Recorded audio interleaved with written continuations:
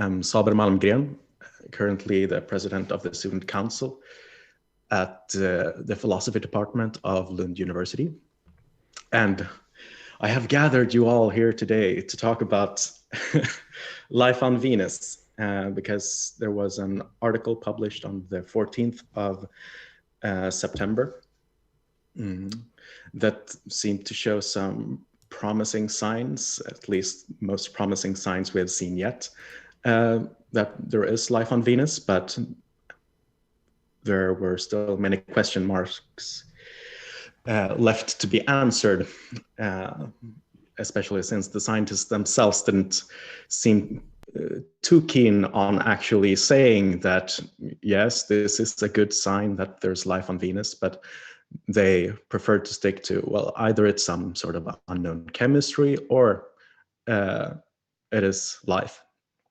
But so the question arises, well, how sure should we be that there actually is life on Venus, and what sort of questions do we need to answer in order to get closer to that?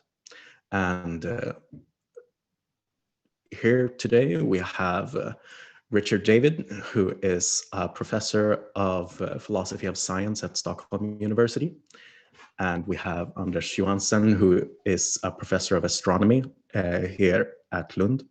And we have Phil Mason, who is a scientist and YouTuber, Thunderfoot or Voice of Thunder, goes by many names. But how about we can begin by Richard Anders telling us a bit about what sort of research they usually do. Sure. Shall I start? Sure. Yeah. So I'm a philosopher of science, or coming from physics originally. So I started out as a physicist, and at some stage then switched to philosophy. And my main research interest now is epistemology of contemporary fundamental physics. So the question how physicists can deal with the present situation, where in many contexts there is no sufficient empirical confirmation of theories, and still there needs to be theory dynamics, there needs to be a directedness of the field, of course, and to a certain extent that also seems to be realized in actual physics. And the question is, why is that so, and how can this be done, and also what are the limits to this process in such a situation that is quite uncommon for physics. Traditionally, physics relies to a high extent on sufficient influx of empirical data that can decide whether a theory is viable or false. Seems like some of this will come in handy today. Anders? Yeah, okay. Hi, I'm Anders Johansson. I'm a professor of astronomy at Lund University. I'm also a professor at the University of Copenhagen. And I am very interested in the theory of how planets form. So I work in theoretical astrophysics, and I work on computer simulations, understanding both how the planets in the solar system form, but also how the planets form around other stars, where there are many kinds of other planets that we don't find in our own solar system. I'm particularly in our own solar system very interested in understanding the different formation pathways of the terrestrial planets. So Mercury, Venus, Earth, and Mars. And of course, I'm also interested in why there's life on Earth and maybe not on the other planets.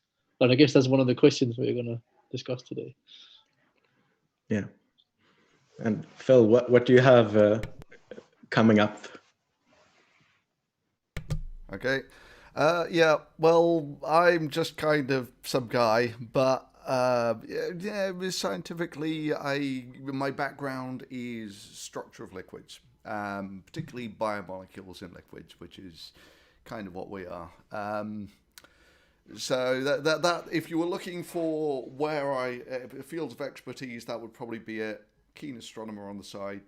Debunking crap on the internet is kind of a thing also. So yeah, let's see where this goes. Great. But well, we can start with just like getting a bit of temperature on the question. Like, what do you guys think currently regarding whether it's possible to get a meaningful answer on how sure we should be that there's life on Venus? Feel free to change your answer during the discussion.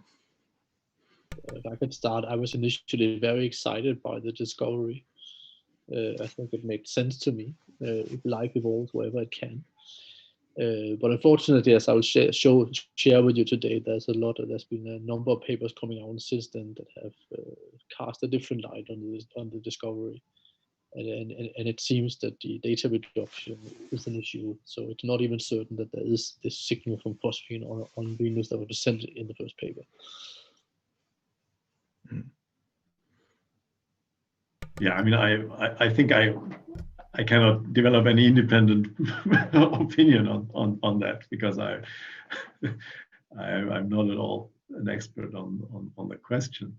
But I can just say generally what my impression would be is that clearly this is a question that is at this stage quite far from a conclusive answer, but one might still hope to get from papers of the kind we are discussing an increase or decrease of trust in the hypothesis, and that might be, let's say, vaguely expressible in terms of probability we attribute to the hypothesis. So that would just be my general statement. Cannot be more specific. For those who, I'm not sure if you can see the shared screen. Yeah, but this thing's dead already. Honestly, it should have never really even gotten this far. Yeah, there's just so many myriad problems with this, going down from the distinctly weak evidence that they had in the first place. It's now been, they've tried to replicate it with other telescopes, and there's nothing there. I'm thinking that there's a general question here that is quite interesting. Like this question about life on Venus is a sort of stand-in for a lot of questions that we could ask, perhaps especially about our current knowledge of the universe, but many other areas as well, namely situations where it seems like we lack some critical information in order to be very sure that something is actually the case. And so the question is kind of like, are there any certain types of information? How robust does our evidence have to be in order for us to actually have reason to be sure that some of these scientific matters hold true? Like, one could also ask these questions in terms of, well, how sure should we be that there is life somewhere in the universe? And there's a lot of known unknowns here. So I think no matter the specifics of the discoveries that has been on Venus, I think we should keep in mind that we're always trying to answer this more general question about how sure we could be in the lack of complete information, while also trying to say something specific about Venus. But I suggest that it would be good if we could get a bit of a rundown regarding what actually was the result of the original paper. So if Anders would like to share his thoughts on the matter. I can even share the screen, but I'm not allowed when someone else is sharing. So Phil, you have to unshare. Stop sharing. Thanks a lot. Then I will share a little bit of a presentation. That's exactly the plot that we just saw before from the discovery paper, and I will get back to that. I have 7 slides. I think I want to skip the introduction about the structure of the solar system, because I think we want to focus in more on Venus and the discussion about life on Venus. But let's just get the physics right on Venus here. Here's Venus. It's sort of a sister planet to Earth in terms of mass, but it's closer to the sun, so it's 0.7 AU from the sun, and AU is the sun's distance. Has a mass of 4.9 E24 kilograms, or 0.815 Earth masses. A radius of 6,000 kilometers, so a little bit smaller than Earth. And I think this is a really good example of where one has to be careful, but only know the mass and the radius of the planet and say it's like Earth, because of course it's not. It's extremely different. The surface temperature is 735 Kelvin.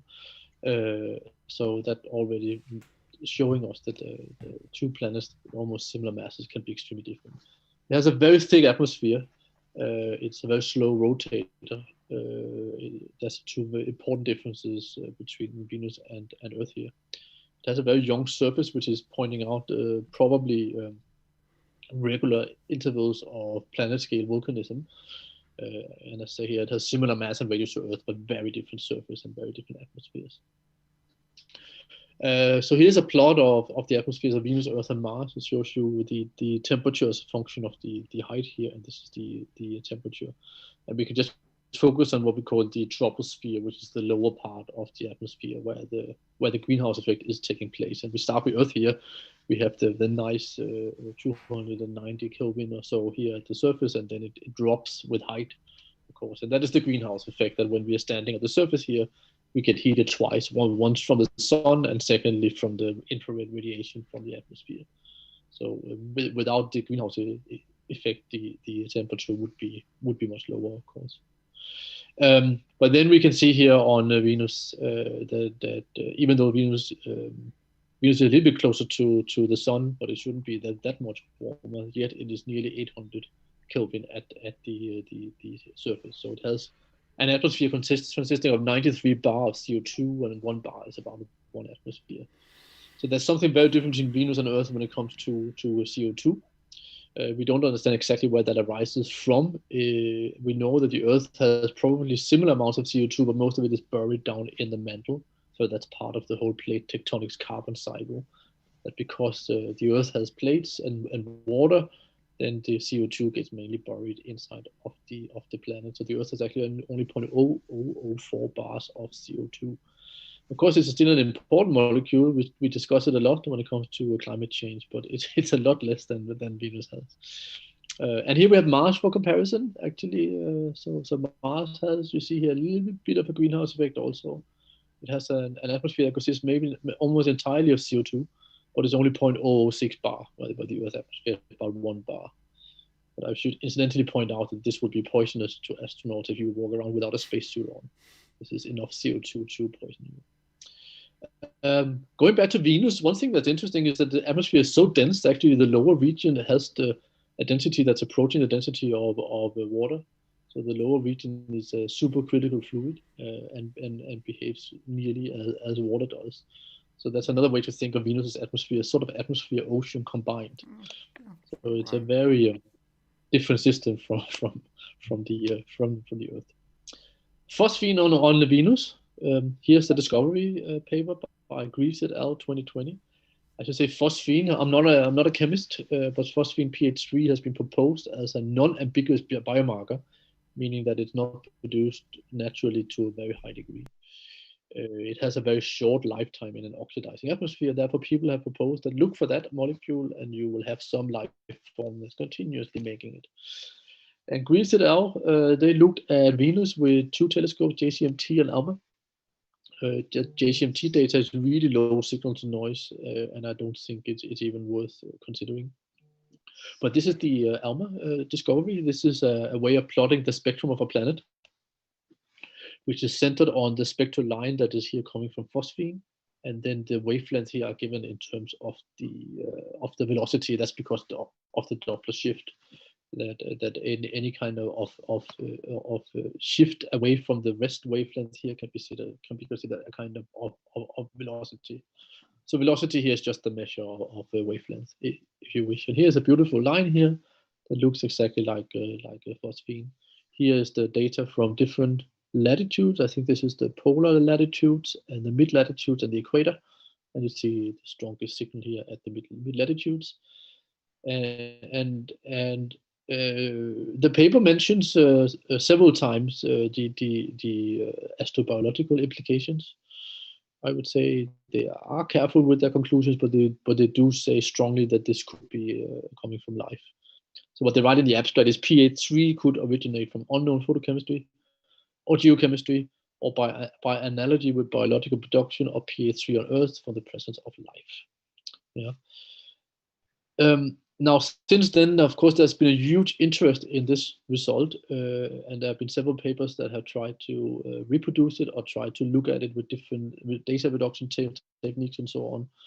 And a lot of this has come out negative, unfortunately.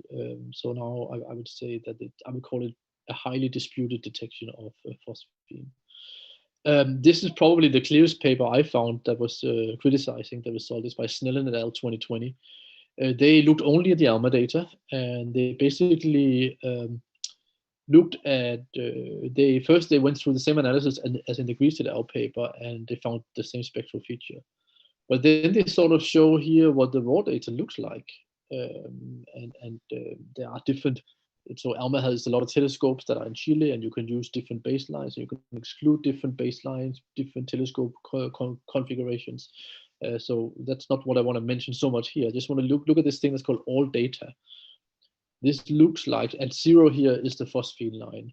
So you can say, there's a lot of lines here. But the point is that this is probably due to intrinsic noise in the observations. Yeah. So what people normally do is that they think that there should be a baseline that is constant, and if it doesn't look a bit wiggly, one will try to fit it with a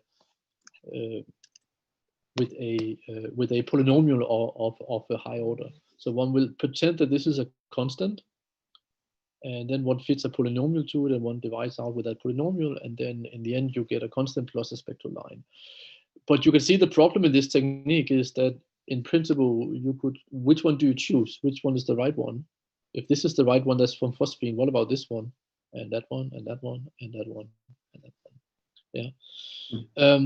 So there are problems because the baseline is fitted by a high order polynomial. There's also the feature vanishes when different data is included or excluded, as we see here.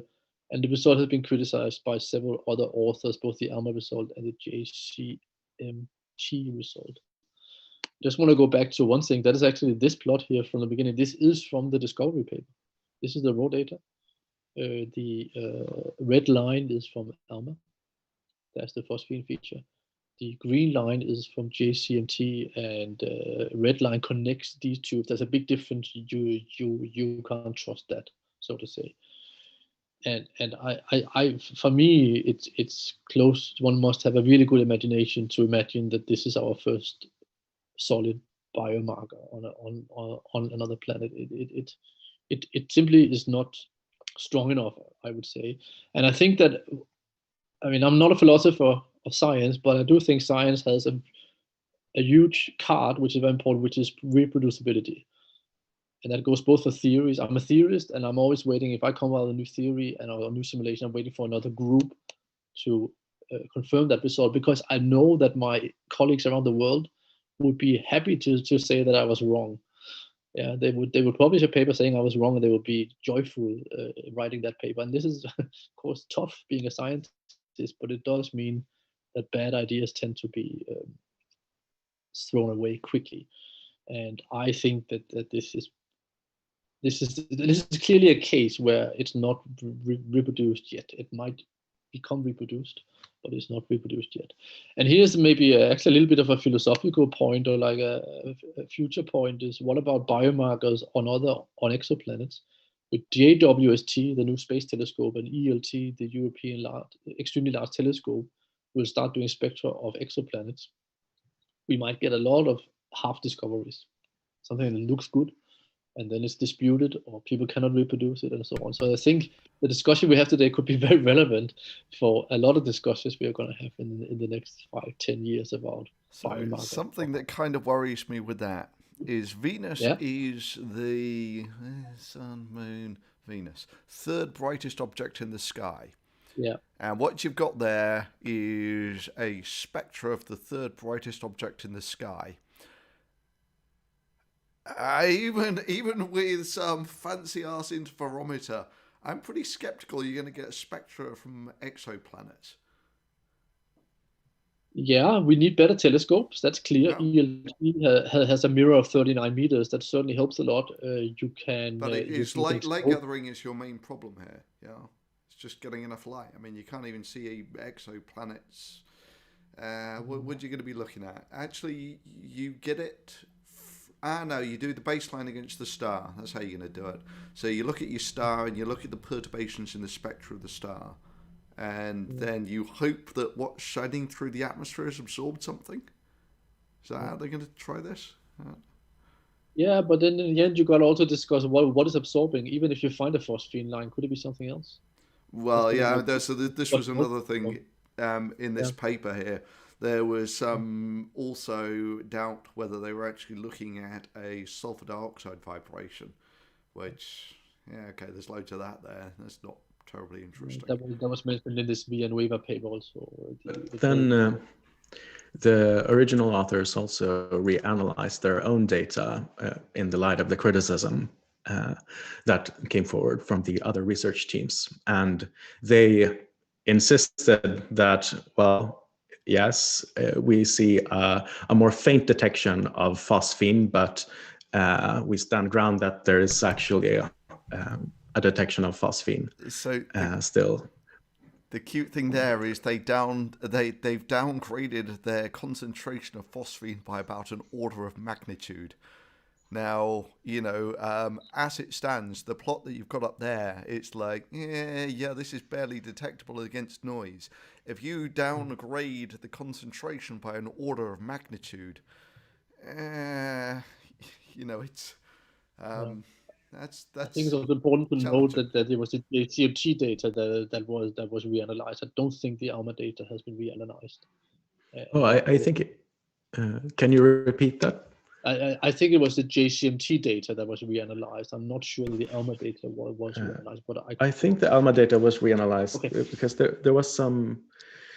Don't hold me to gunpoint on this, but yeah, I think that wasn't it the ALMA that had some problems with the data, and so that it needed to be reanalyzed because of some possible extra noise, and then because of this, the original team also reanalyzed that data and came to these conclusions. But I'm not 100% sure. But either way, I think that maybe I may ask the question: what exactly is the disagreement between those different groups? Do they have fundamentally different strategies of discriminating between noise and signal, or do they roughly employ the same strategies but just think there are faults in the application of those strategies? At what level is the criticism?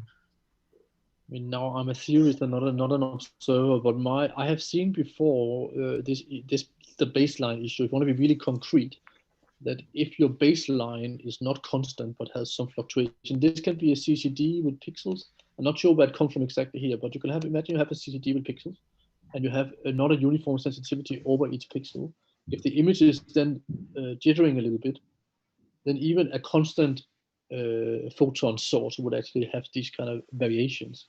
And then it's a common procedure to fit polynomials to those and then divide that out so that you get a constant. But of course, if the spectral line feature you're looking for is of the same shape and the same depth as those fluctuations, I think that the signal to noise will be much lower than one actually thinks, because you might get a beautiful line out and you can say it has a very high signal to noise. But the question is, which line have you chosen? Because there are also fake lines that have a high signal to noise.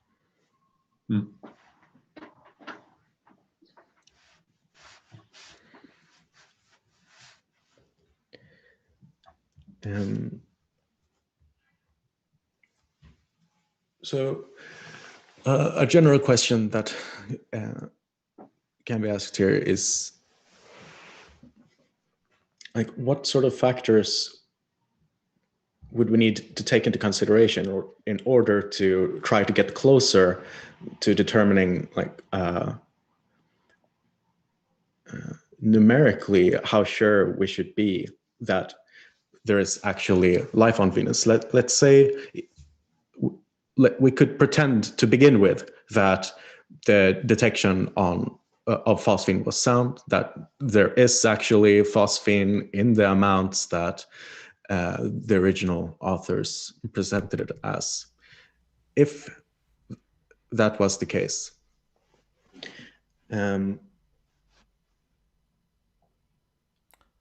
okay, let me have Richard. a go. Let me have a go on this one. Okay, So yeah. I'm going to need the screen back for this though.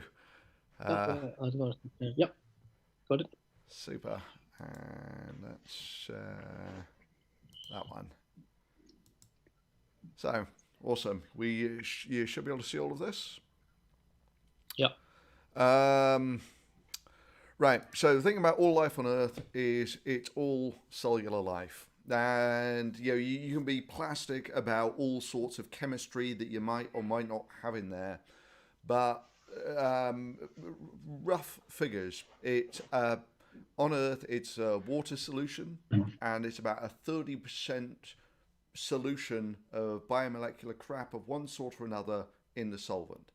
Right, but you need a solvent there, and maybe more importantly, you need a surfactant. The thing that you're going to need with life, irrespective, is you're going to need some membranes, right? Because if you don't have membranes, you can't actually have these things splitting up. If you don't have them splitting up, you can't have an evolutionary process.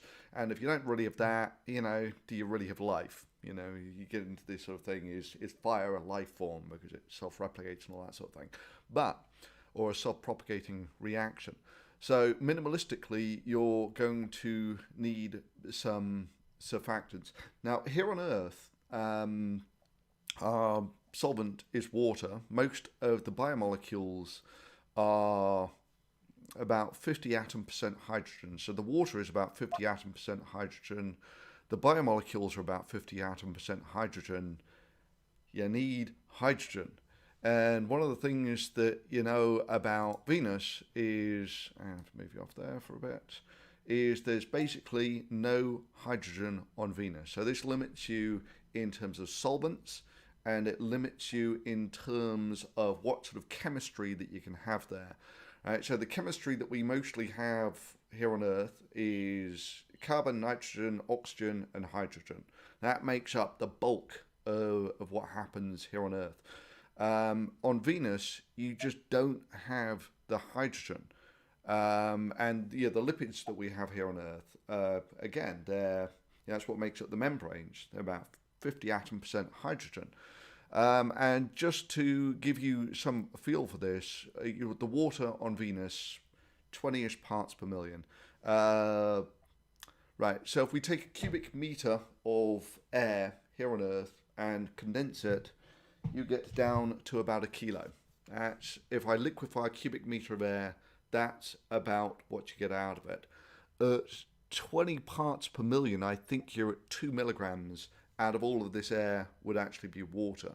Here on Earth, if I liquefied my air, of this kilo, about 20 grams would be water. That's a saturated vapor pressure of water here on Earth. It's about 2% of the atmosphere, that sort of thing. So there's just not enough hydrogen there to make any sensible chemistry that would be exotic enough for life. This is even before you get on to the fact, are there any solvents there that could pass as solvents for life? And then maybe the most important thing of data that we have that's maybe robust about the atmosphere of Venus is there were the probes that the Russians sent. They sent half a dozen probes to Venus. And some of those actually sampled the atmosphere as they went down. It's actually fairly challenging to do that sort of thing. And again, I wouldn't have these things carved in stone or anything, but one of the things they did is they sort of sucked some of the air through a filter and did an analysis of the crap that's left over. And the sort of loadings that they're talking about are milligrams per cubic meter. Like I was saying, saturated vapor pressure of water here on Earth is 20,000, something like that. So the atmosphere of Venus basically has nothing in it. And this is sort of their particulates that they're getting. They're talking, where are they? So are you saying that there actually should not be any phosphine in the atmosphere, or are you saying that even if there is phosphine, it's not life? Even if there's phosphine in the atmosphere, there's nothing else there that could sensibly... yeah, I mean, you've got the main problem. The surface of Venus is very hot. This is what Anders was saying earlier. Once you get up about 50-ish kilometers, the pressure drops. Pressure is almost irrelevant, but the temperature is the main one. The temperature drops to the point where it wouldn't incinerate most complicated molecules. But at that altitude, there's basically nothing in the atmosphere. There's a very faint mist. That's about it. And they're talking, parts per million. That's the sort of level that we're talking. This is thousands times less than the stuff that we have in our atmosphere as precipitates, and we don't have that teeming with life. So the challenges that you have is you've got to get a solvent there. You've got to get something that will form membranes there. Then you've got to get some more complicated self-replicating molecules. Now, the only thing that we know that will do all of that is the chemistry of carbon, nitrogen, oxygen, hydrogen, with some aqueous solutions with some other stuff mixed in. But if you take a look at their best guess from, I think this was the Vega probe, this is what they reckon the atmosphere looks like.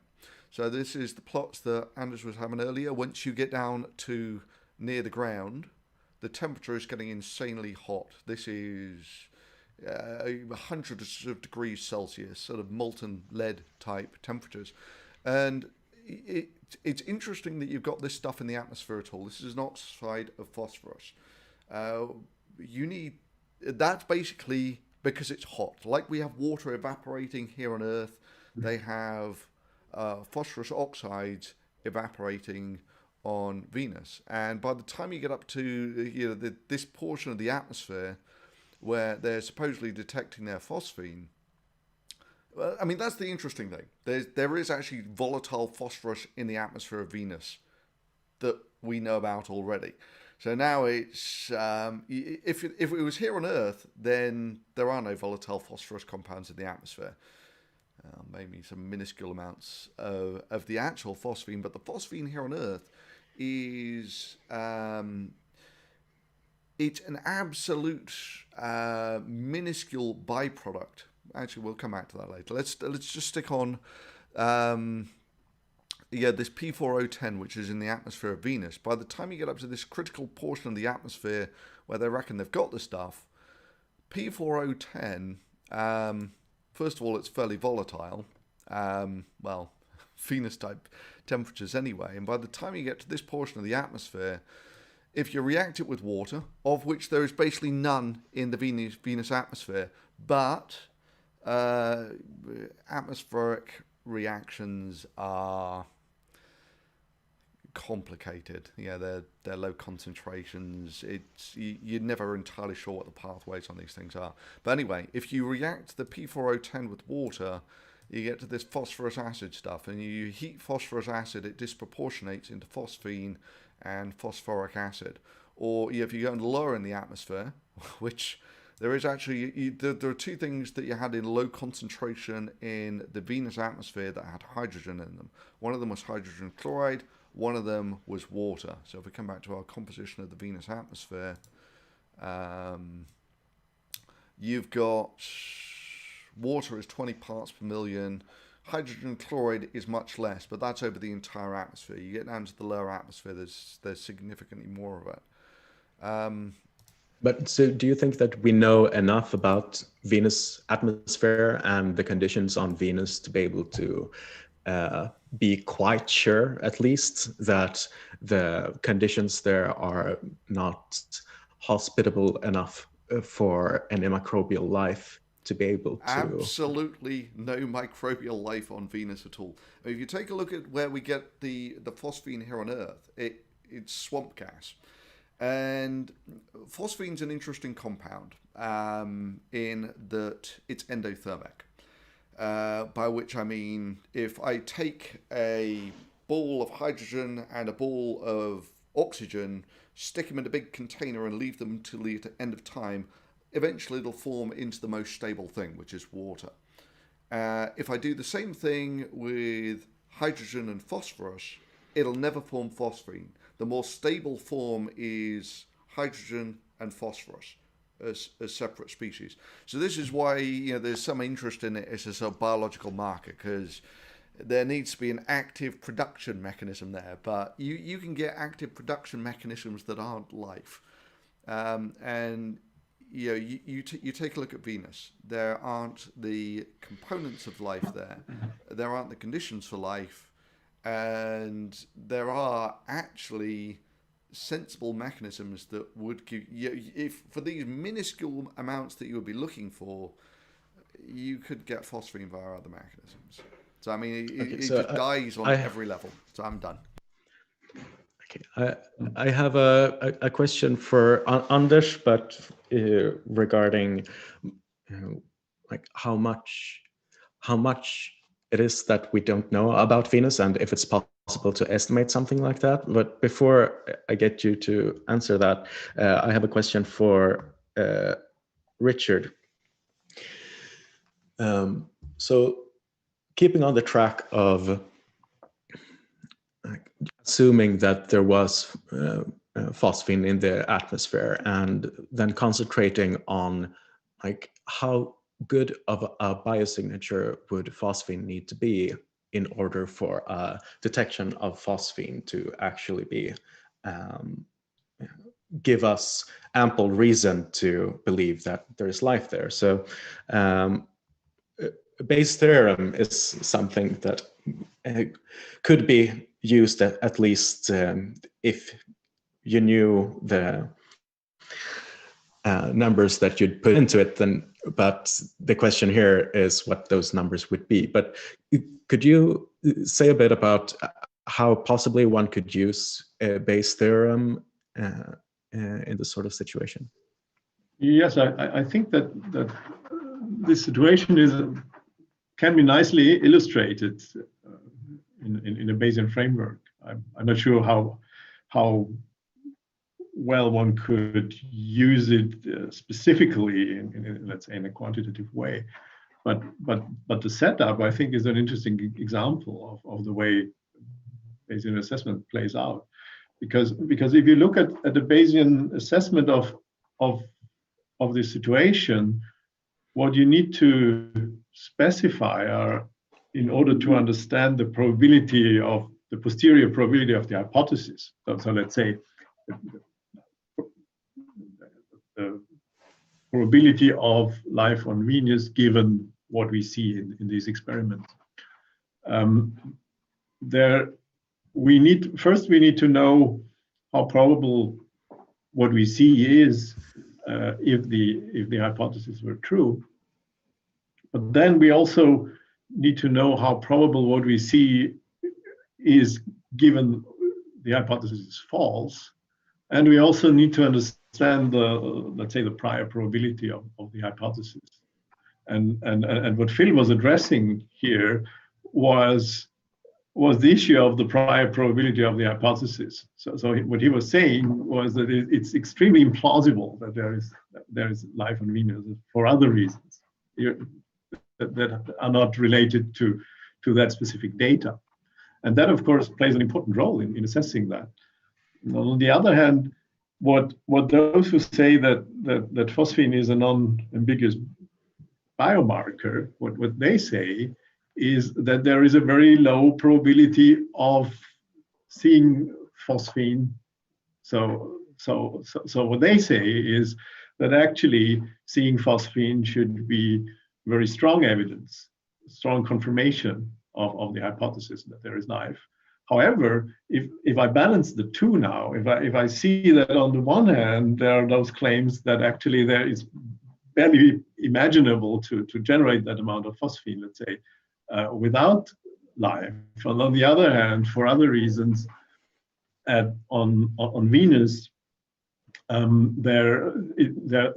it's very improbable that there is life actually. Then I look at this situation that may be a situation where I say, okay, so something must go here, right? Someone either they misrepresent their results, which apparently was what happened in the end. So one may take that to be a constellation that suggests that something is wrong with their data analysis, that they don't see as much phosphine as there used to be, as they claim. But of course, in principle, there are two other reasons, two other options that one needs to take into consideration. One, and these options have to do with unconceived alternatives. And that's an important issue in this context, in both cases, right? It may be that actually there is another possible source of phosphine no one has thought about, for example. And if this data holds at some stage, one might think, okay, so maybe it's not such a non-ambiguous biomarker as we think it is.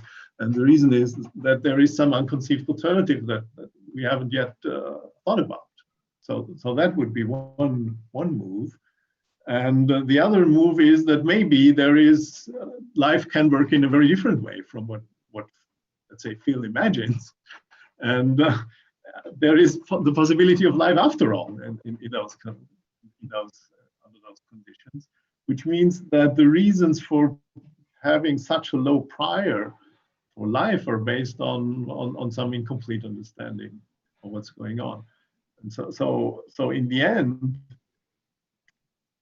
I would think that the way this situation played out shows a case where actually the priors one attributed, the extent to which one assumed that one has unconceived alternatives under control actually was vindicated, because it turned out that the data wasn't what they thought it was. But it might in principle also happen that this becomes the crucial issue here. So if the data hardens, and at some stage it's undeniable that there is phosphine, then some assessment of unconceived alternatives must be false, either with respect to life or with respect to other ways of generating phosphine. And so this would be the probabilistic account here. And so I think the morals in a way would be that the way this story played out, actually people knew what was going on, or apparently they knew sufficiently well what was going on in order to have their doubts about the data given this setup vindicated. But in other cases, it might happen that actually that's not what's going to happen. So in that case, then the assessment of unconceived alternatives becomes the crucial issue. Yeah, and I think it seems extremely difficult to try to assess how much it is that we don't know about Venus. What are those other possibilities that we have yet to consider?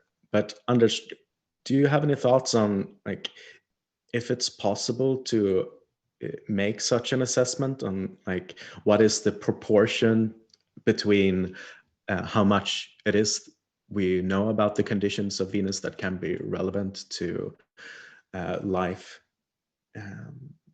Yeah, I would to say be there, as an and astrophysicist, our total information. I would say as an astrophysicist who's interested in planets in general, I would say even the terrestrial planets in the solar system, we don't know very much about. Obviously, Mars has received far more attention than Venus has because it's easier to land on the surface and so on. But even Mars, we don't don't understand fully. And certainly for Venus, there are a lot of things we don't understand about this planet. So I would say, in a way, I'm very much pro exploring the planets of the solar system in great detail, both sending probes there, just exploring them from the Earth and the ground from space-based telescopes. Because, as I said in my presentation, in a few years from now, probably 5-10 years from now, we'll be starting to seeing the first biosignatures on planets and on other stars. And as was pointed out by Phil also, if we can't understand the third brightest object on the sky, how can we understand these? But the more we understand, and I could turn around to something positive, the more we understand Mars, the more we understand Venus, the more we understand Mercury, the more we can identify these type of planets around other stars. And I think they're probably lifeless, all of them, for various reasons. And Venus is clearly an archetype of a planet that has not buried any of its CO2 in its mantle at all. Earth probably has a similar amount of CO2. If you would outgas all the CO2 on Earth, it would do the same. But it keeps on getting buried into the ground as a limestone. So I would really say that even this non-discovery is just highlighting that we should study the planet in the solar system more before we can even make any kind of dream about detecting life on other planets. So you think that we definitely don't know enough to be able to draw any certain conclusions, but like how do we know when we do know enough in order to draw any conclusions? Yes, like how much more would we need to know about the conditions of Venus? I think my point is, even if Venus is lifeless, it's extremely important to understand why is it lifeless. Why does Venus not recycle its CO2? Why is the water content so low? As Phil pointed out, a major problem. That's super interesting. Where did the water go? Why does Earth have the water and Venus doesn't? The fate or the evolution of atmospheres of Mars, Earth, and Venus, they're so close to each other, those planets, and that the atmospheres are so different. What happens to the water? What happens to the magnetic field? I think we can even say, even you can study a lifeless planet to understand life, so to say. That's my point. Yeah, I mean, for me, Venus, life on Venus is dead. Well, it was never alive, but there's just not enough stuff in the atmosphere to make anything. Right? It's got a really thin. Right? This is stuff that we know. Stuff that we know basically excludes life being there. Right? The fact that you've got some bios, well, it's not even a bio. If you found phosphine, then what you've done is you've proved that phosphine isn't a biosignature for life, which you kind of knew anyway because you get it on other planets like Jupiter. Different, grossly different conditions. But I mean, what you were saying about, we barely understand our neighbours. We barely understand the Earth. Right? If you take a look at the deepest we've actually dug holes into the Earth, it's like 10 kilometers or something. The rest is mostly made up of, well, we got an idea that, it got really hot at the beginning and most of the dense stuff sunk to the middle. We got some ideas from the magnetic field, but these are there's a lot of theory that goes into these things. And even if you're just looking at what, like you were saying, why is our atmosphere the way that it is? Right, the bulk of the planet, we got an idea that most of the stuff that you get out of stars in supernova is the stable stuff like oxygen, silicon, that sort of stuff. So yeah, the terrestrial planets tend to be blobs of this sort of stuff, right? But the bit that we're interested in is the surface. It's the most minuscule layer on the surface. If you take a look at the composition of the Earth, it's a rock. It's about 50% by nuclei oxygen, and then whatever, aluminium, magnesium, I forget what. But the surface is almost completely alien to the rest of the rock. And what you were saying, even this thing about the carbon dioxide in the atmosphere, and the recycling it, we have reasonable ideas of how this works on Earth. But this is deeply geared up to how the plates move around. You know, the getting the carbon dioxide into the rocks and out again. We have some ideas about this, but you know, when you're trying to extrapolate these over the lifespan of a planet to get to why is Venus different than Earth, this is tricky. I'll put it over to you. Looks like you've got a lot to say on that. I'd like to generalize over some other questions as well here. So I have a question for Richard about, like, what are some philosophical tools that we can use when trying to evaluate questions where we do lack information? So generally, I think there are two levels of not knowing, right? The first level, the basic level, let's say, is that we face some observations, some data, and we have no clue how this is related, or how it works. And to the extent that is the case, it is pretty obvious to us that we don't know enough. So we need to come up with some theory in order to understand what's going on. The other level is, once we do have a theory, to understand whether that theory is right, or whether we should trust that theory. And I feel that at this second level, that is also, of course, you face this situation all the time in science. The second level is conceptually or philosophically more interesting, because one is not just raw not knowing, but it has to do with this assessment of the space of options, of the space of possibilities one has. And one interesting point about this is that it goes counter to the intuition of science to think that you could have any grasp of the theories you are not aware of, that the theories you haven't developed. So the idea would be all we can know. I mean, if we don't have a theory, we know that we know nothing. So if we have one, all we can know is that that's the explanation we have. So whether there are other theories around, I don't know.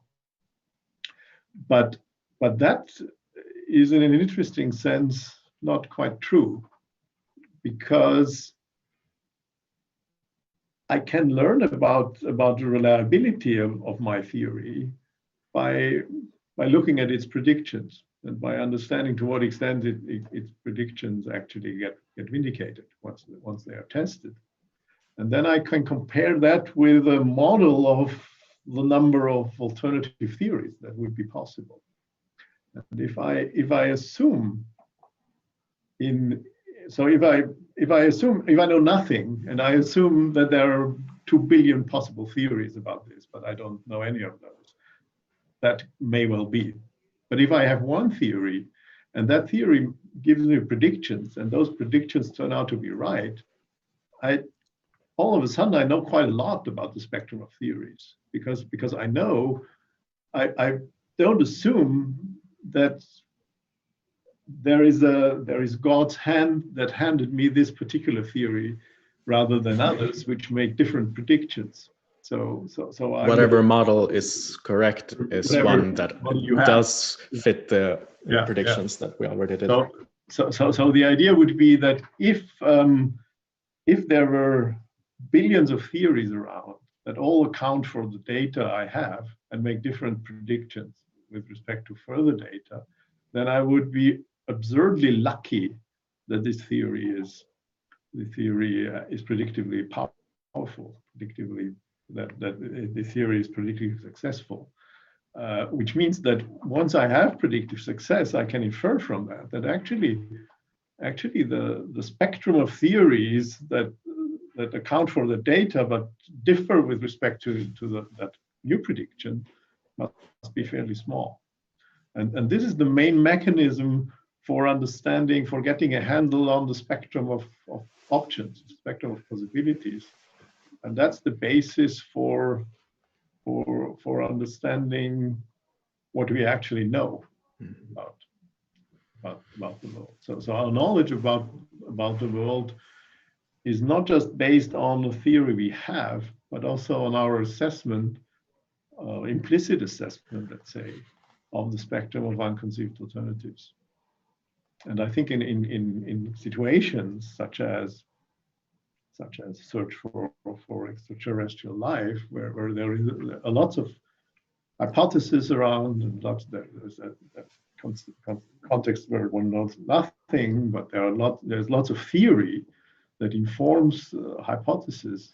This plays a very important role. So it is crucial to understand to what extent the theories one relies upon, or the assessments one relies upon, are without alternatives, or to what extent they are just speculations. And this difference between a well-founded hypothesis and a speculation is crucial for understanding what we actually know and what we don't know about the situation. I think a related question here is regarding disagreements among experts. So in the case of Venus here, the original team seemed to disagree with some of the teams that have analyzed the first team's data. I'm sure that there is more disagreement between different experts on this matter.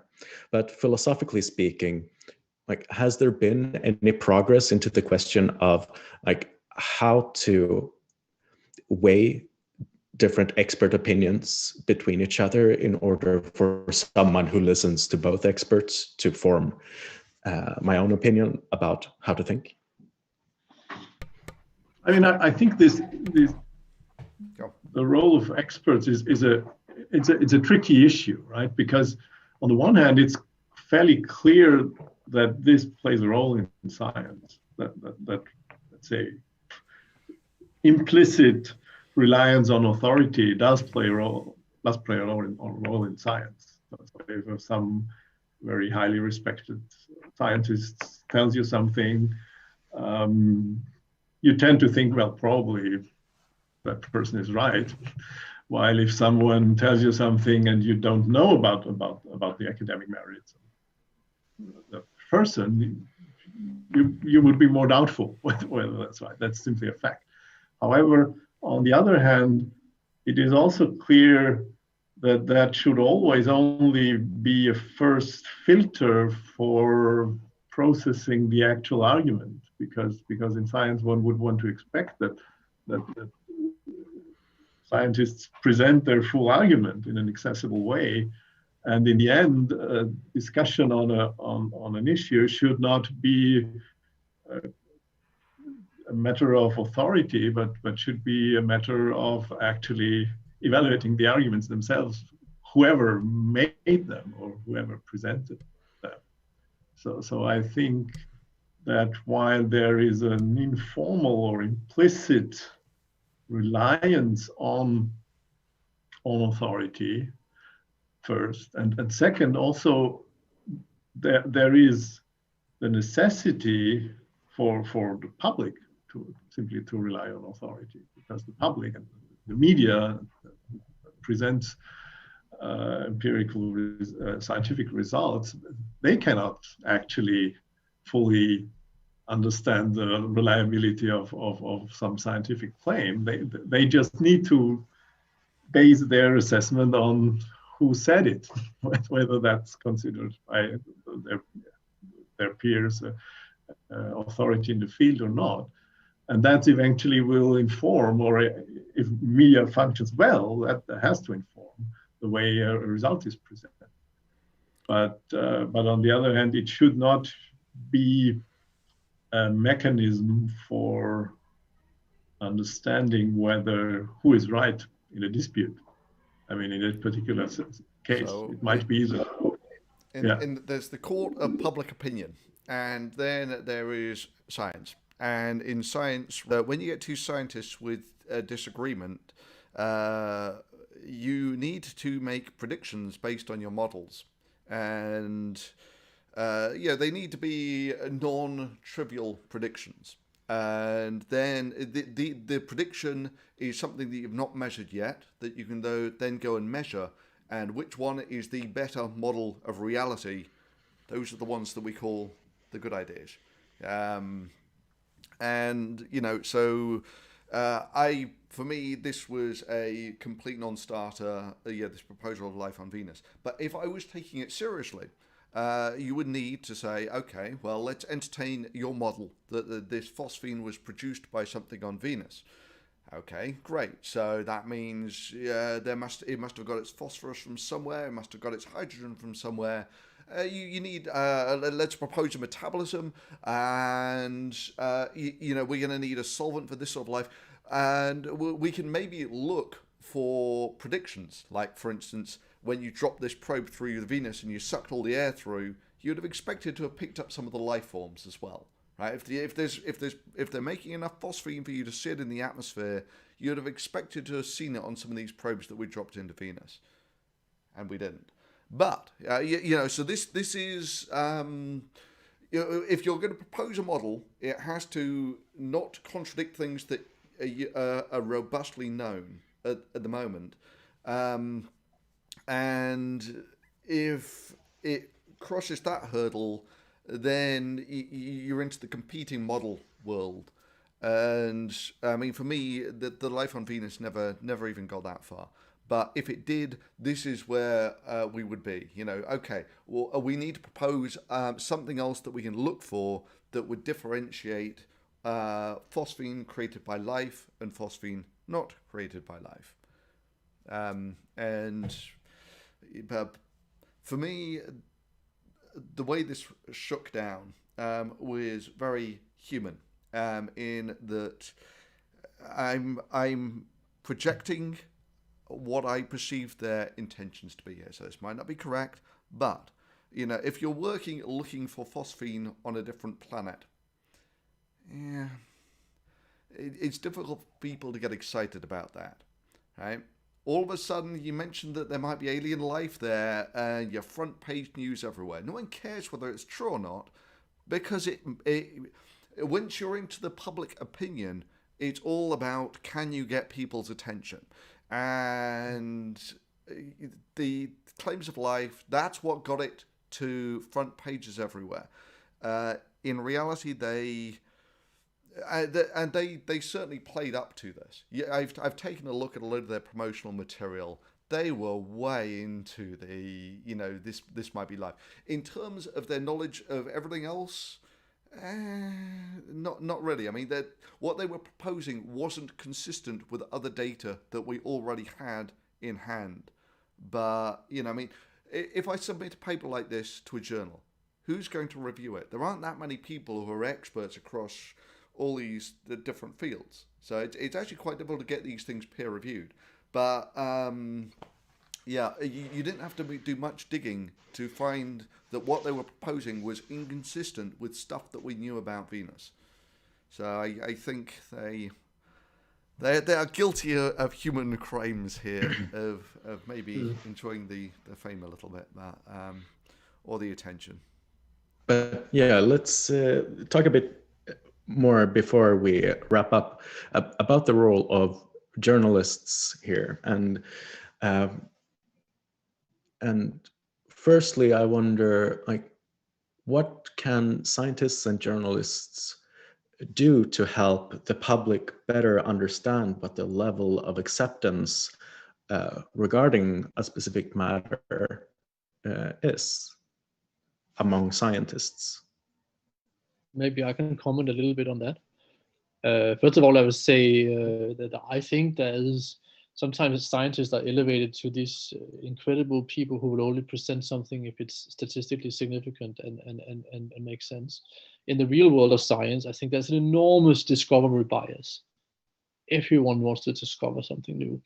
I think even the way, now I'm a theorist myself, and I make theories. And what happens is sometimes that we were talking earlier about that a good theory should make predictions that should be confirmed, but bad theories can also make predictions that are confirmed. wildly self-inconsistent theories can make predictions that are confirmed. And of course, knowing, often you know half of the data, which you then try to fit with your theory, and then the other half you sort of luckily get out of it, and there's some kind of a match there. But a lot of it is sort of made to fit theory. And I think this kind of point that a theory should just make predictions. It of course a theory has to make predictions, but a theory also has to be self-consistent and make sense. And that's at least something that where we have the discovery bias. I would say a theory. No one wants to make a theory that doesn't explain data. What would I do with that? So if my theory doesn't explain data, I'm probably willing to put a blind eye to the weaknesses, or maybe twist it a little bit here, do something there and something here, and suddenly it fits the data, and I have a very nice prediction that someone confirms the year after. But the theory could be pure garbage. So we still have to be very, very careful with that. Then I would say more generally, I think the one thing I have learned from being a scientist for many years, the one thing that works is actually the scientific jealousy, that competing groups will never confirm each other unless they really have to. And I think maybe that's something we should exploit more. There's sort of more in the systematic errors than the random errors. We saw now a phosphine signal that was a very high sigma, but of course that's just the random error. The systematic error is that the way you reduce the data can make the line come or go away again. There's a systematic error methodology. There's a systematic error in humans, how we think. We're all different. So if the four of us would take that data and reduce it, we would get 4 different results maybe. And I think maybe making the public more aware of the reproducibility, make them more aware that single research groups can get it wrong. Sometimes they lie, sometimes they just get it wrong. And the strength of science is when several research groups with different approaches, different views of things, with different methodologies start seeing the same result. And maybe we need to get that into the peer reviewing system. So Phil was also saying the peer reviewing system is not perfect either. You can get very lucky, and it doesn't. It's a good peer review is very good. It means that most papers that are peer reviewed are it's been checked at least, right? But maybe I shouldn't say this, but I have a funny anecdote from submitting a paper to Nature. One of my colleagues submitted a paper to Nature, and it was rejected from Nature by the argument that it was not statistically significant. And then the editor suggested to submit it to Nature Astronomy instead. And that tells you a little bit also about how these journals work, right? The journals want to have attention also. They're of course happy to see life on Venus, money in, money out, right? And I'm not criticizing the journals, but that's not. I'm just saying it's not a perfect system either. Okay, so kind of to summarize, I think there's enormous discovery bias among scientists, both theorists and experimentalists and observers, and I think the public should be more aware of that, and I think science journalists should be more aware of that. And Phil, you have expressed quite some concern regarding the way the news about Venus has been shown in the media. But do you have any specific suggestions for journalists out there? Well, yeah, they should actually sort of fact check them and this stuff. But the simple truth is, though, they get paid based on their ability to get people's attention. That's the metric that they go by. And to an extent, the scientific literature isn't actually that different. There it's judged on citations and the such. Like, people always have metrics that they want to maximize. And yeah, I mean, you would like it if in the science world, people were just doing this as an academic endeavor. But the simple truth is there are many other factors that go into it. But once we get into the public domain, it's pretty shameless that attention is the gold commodity that everyone is competing for. And if you can't get people's attention, it doesn't matter how well argued or rational your arguments are, you're kind of wasting your time. So it's a product of two factors. Can you actually get people's attention? How well you are at communicating the message. Now, my feeling is most of the mainstream media, they only really care about the first one, because That's their bottom line. So kind of sucks, but almost the only thing that you can do to rectify that is to actually get some scientists who are competent to do this sort of stuff. But this is people give money. It's bad for scientists. Scientists usually go into science because they enjoy doing the research. For them to go and start fact checking the news, this doesn't have a lot of appeal for people who are really into their science. And secondly, no one's going to give them money to do it anyway. You get grants to go and build satellites and all that sort of thing, or you do experiments of one sort or another. No one, the amount of grant money that there is out there for people to become better science communicators is pretty thin on the ground. So there's how I would like it to go, which is people should start.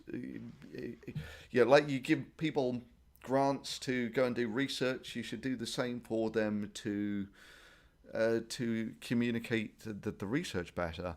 But from the popular media side, it's difficult to see them not to function on trying to maximize the bottom line. So that's where I stand on that. Richard, do you have any thoughts on the matter? Yeah, I would generally. I fully agree that there is this mismatch in motivations. Journalism aims at getting attention for their articles. So I'm not sure how one can. I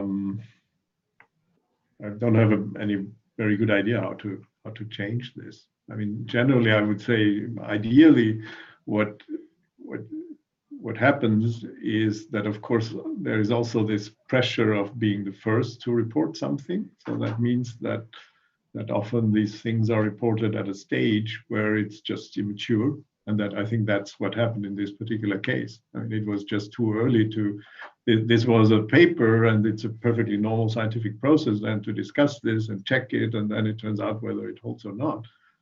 And so normally the advice would be just wait until this process has gone further and we can be a little more sure whether this is going to hold or not. Of course, then the idea is the first journalist who brings it is the one who has it first. And that's how it works. I don't know how one can prevent that, actually.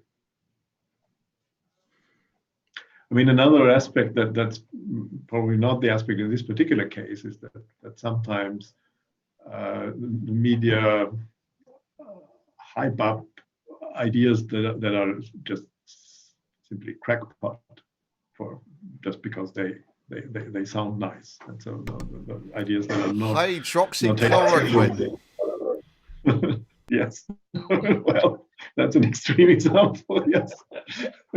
I mean, that's of course another story. But I mean, it's maybe a nice example in that it was obviously bullshit from the start.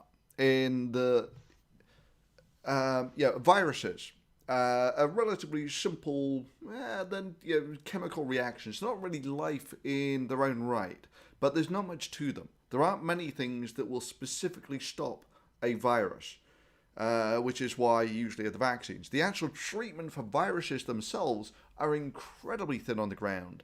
And you take a look at what it typically takes to inhibit a virus's life cycle, like say for instance with AIDS, is it took 20 years of research to develop a specific inhibitor for one of the proteins in the virus's life cycle, right? The idea that you just go into there is already a chemical on your shelf that will instantly treat a virus. It's not impossible. It's just it's never happened before, ever. It basically just got a free pass from so many people because it was what they wanted to hear. It kind of sucks, but there you go. Yeah, well, I'm not sure if I've gotten any closer to figure out like how sure to be. I feel certain that I'm that I would give it a quite low probability that there is life on Venus, but to attempt to formalize how to calculate a low probability for this still seems quite out of reach to me. Let me just give you a quick example here. This is a block of copper, right? Copper on Earth, it mostly exists in rocks of one sort or another. It never spontaneously forms into a block, because you get a block of copper like this, you leave it outside for long enough, it'll just dissolve away into the environment. So, comes the question, doesn't that mean that if I have some naturally occurring copper, then it must have made it? And the only thing that we know that can refine it is life. But, turns out, this is actually copper just dug out of the ground, right? It can form quite naturally on its own in the right circumstances. It's rare, but this is comparable to how rare phosphine is on Venus, right? Even if it were an entirely natural process, if I were to ask everyone here, how did this copper form? No one would have a clue, because you've got to know quite a lot about geochemistry and the formation of minerals to know how this would form. And that's kind of where I would put the life on Venus. They tried to debunk everything except life, when life was the easiest thing to exclude from their list of things that could have formed the phosphine. Anyway, sorry I interrupted you. Mm. Well, I'd like to thank all of you for having this discussion. And I hope that we'll get a chance to speak to each other again sometime. And perhaps then, if I've made any progress since now, then I can share some of my thoughts on the matter. But once again, thank you all. And I will put up a video on Filosofiska studentrådets YouTube page, which is not very big at the moment, but hopefully this video has a bit more higher production value behind it. So we'll see what happens. But thank you, and hope we see each other again soon. Thank you. Bye.